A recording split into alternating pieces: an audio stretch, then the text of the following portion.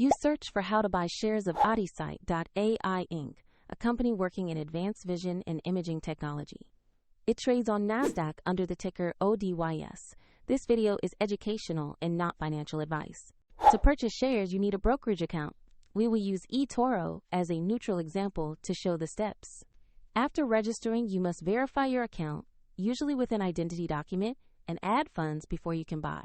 Open the platform's search field and type the ticker ODYS to find Odysight.ai Inc.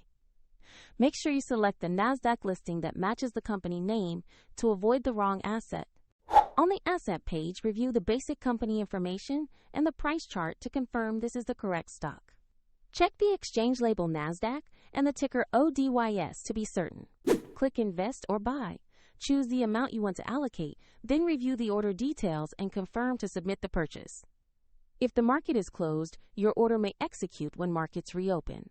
And if your balance is insufficient, the platform will request you add funds before final confirmation. Once filled, your new position will appear in your portfolio for monitoring.